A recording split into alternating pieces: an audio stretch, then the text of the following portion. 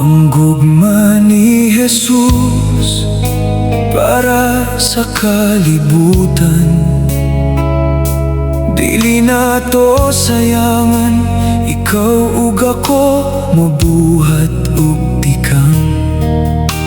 Alang sa kaluwasan, sa matag usa, ikaw ang gipadaygan. Himon kini para sa kahimayaan sa atong Diyos.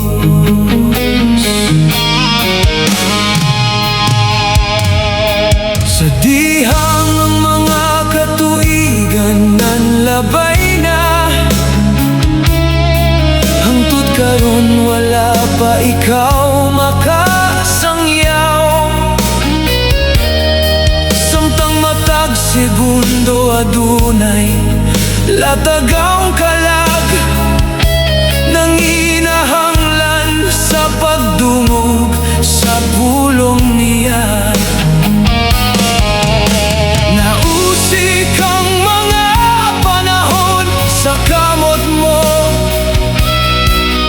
susihang kakulangon nga nagdilatar. Sa mando sa atong Diyos nga manluluwas, ang kaluwasan nga libre ug walay bayad.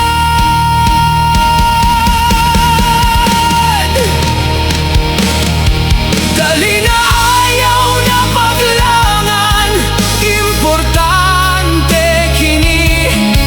Di bali walay ganti nga madawat gikan sa kalibutan. Siguro ang tinuod nga kalipay nga masinati mo gikan sa Ginoo tungod sa pagkabot kanila.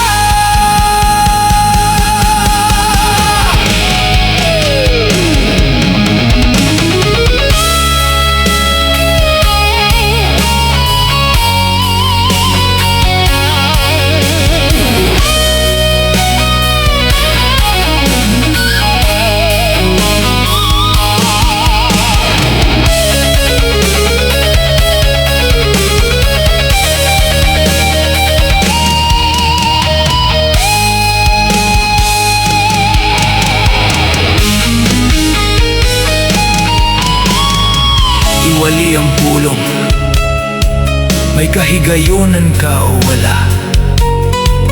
Sumala sa giingon sa kasulatan.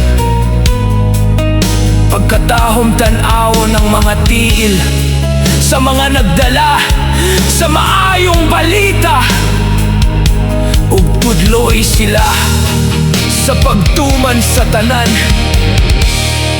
nga gisugdan.